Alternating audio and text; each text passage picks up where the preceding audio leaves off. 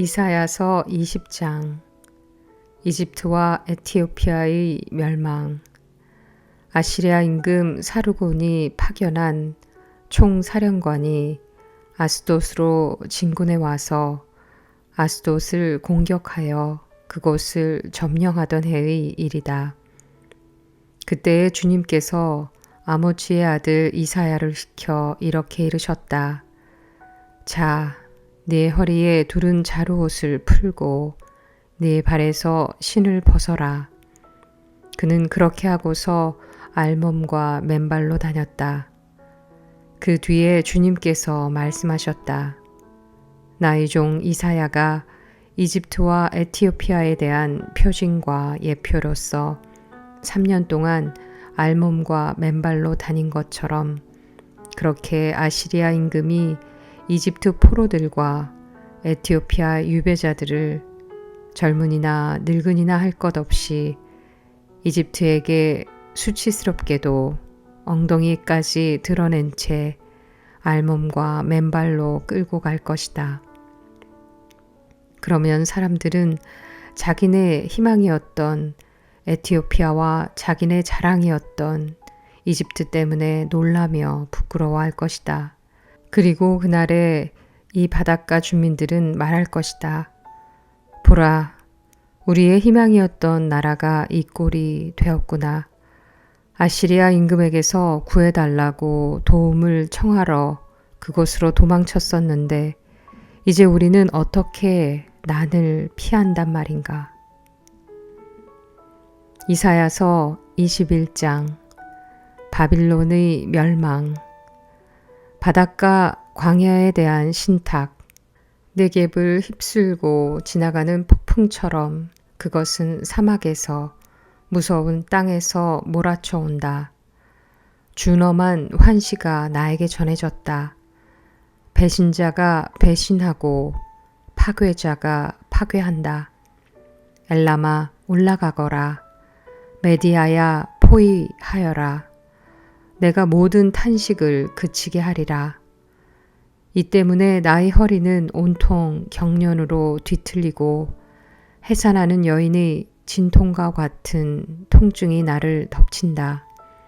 듣고 있자니 놀라 자지러지고 보고 있자니 몸이 떨려온다. 내 마음은 혼란스러운데 공포마저 들이닥친다. 내가 갈망하던 저녁때가 나에게 두려움이 되어버렸구나. 상을 차리고 자리를 편 다음 먹고 마신다. 제후들아, 일어나라. 방패에 기름을 발라라. 주님께서 나에게 이렇게 말씀하셨다. 너는 가서 파수꾼을 세워 그가 본 바를 보고하게 하여라. 병거와 두 줄 기마대, 나귀 대열과 낙타 대열을 보면 주의를 기울여 단단히 주의를 기울여 들으라고 하여라. 망군이 외쳤다. 주님, 저는 온종일 쉴 새 없이 보초를 서고 있습니다. 밤마다 망대 위에 서 있습니다. 아, 옵니다. 병거 부대가, 두 줄 기마대가 옵니다. 그는 다시 말하였다. 무너졌습니다. 무너졌습니다. 바빌론이. 그 신상들도 모조리 땅바닥에 부서졌습니다. 짓밟힌 나의 백성아, 타작마당에서 으깨진 나의 결애야. 내가 이스라엘의 하느님 만군의 주님에게서 들은 바를 너희에게 전하였다. 에돔족에 대한 경고, 두마에 대한 신탁, 세이리에서 나에게 외친다. 파수꾼아, 밤이 얼마나 지났느냐. 파수꾼아, 밤이 얼마나 지났느냐. 파수꾼이 말한다. 아침이 왔다. 그러나 또 밤이 온다. 너희가 묻고 싶거든 물어보아라. 다시 와서 물어보아라. 드단족에 대한 경고, 광야의 신탁. 드단족의 대장들아, 너희는 광야의 덤불 속에서 밤을 새우리라. 테마 땅의 주민들아, 목마른 자들에게로 물을 가져가거라. 먹을 것을 가지고 피난민을 마중 나가라. 그들은 칼을 피하여 빼든 칼과 당긴 활을 피하여 전란을 피하여 도망 나왔다. 케다르족의 멸망. 주님께서 나에게 이렇게 말씀하셨다. 날품팔이 햇수 같은 한 해가 지나면 케다르의 모든 영화가 다할 것이다. 그리고 케다르 쪽 전사들에게 남은 활은 몇 개 되지 않을 것이다. 정녕 주 이스라엘의 하느님께서 말씀하셨다. 이사야서 22장. 예루살렘에 대한 책망. 환시의 계곡에 대한 신탁. 도대체 너희가 어떻게 되었기에 모두 지붕으로 올라갔느냐? 소음으로 가득 차 법석대는 도성아, 희희낙낙하는 도시야.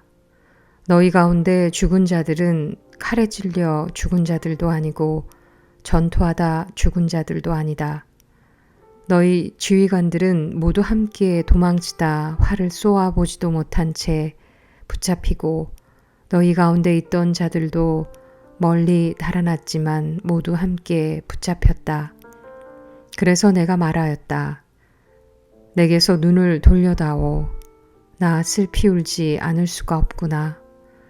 내 딸 백성이 멸망한 것을 두고 나를 위로하려고 애쓰지 마라. 주 만군의 주님께서 내리신 혼란과 유린과 혼돈의 날이다.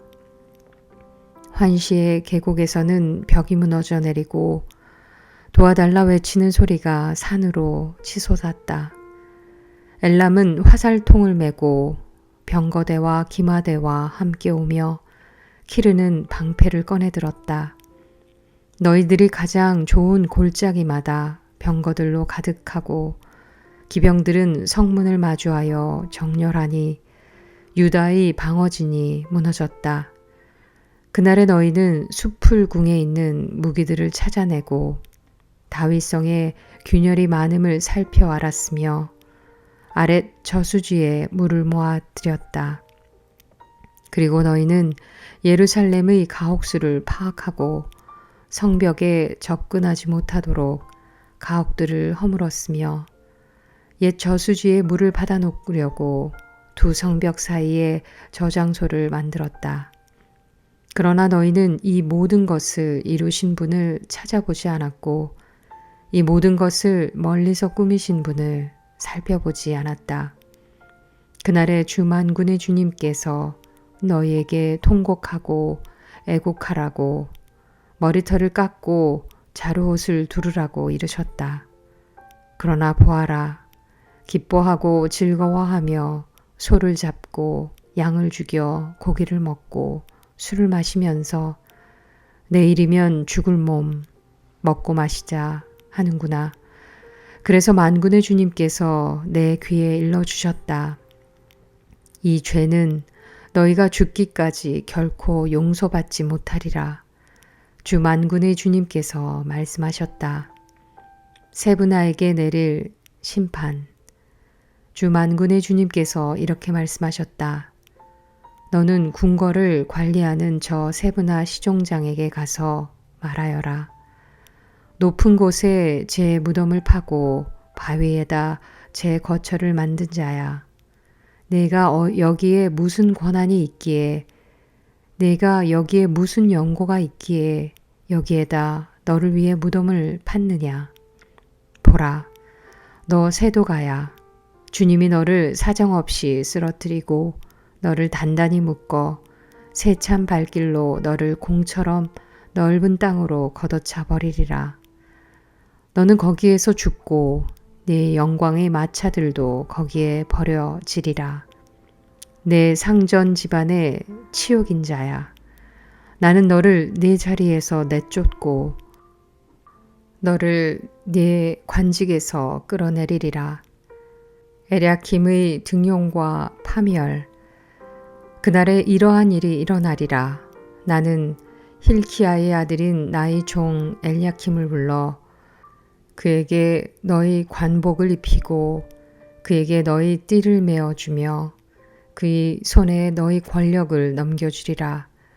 그러면 그는 예루살렘 주민들과 유다 집안의 아버지가 되리라.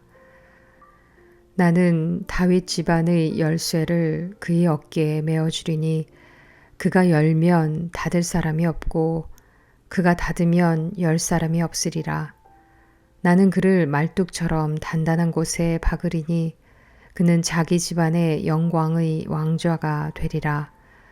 그러면 그 집안의 온갖 것들, 곧 새싹과 이파리들, 온갖 작은 그릇과 대접에서 온갖 항아리들에 이르기까지 모두 그에게 매달릴 것이다. 만군의 주님의 말씀이다. 그날의 단단한 곳에 박힌 말뚝은 휘고 꺾여서 떨어질 것이다. 그러면 그 위에 있던 것들이 깨질 것이다. 주님께서 말씀하셨다.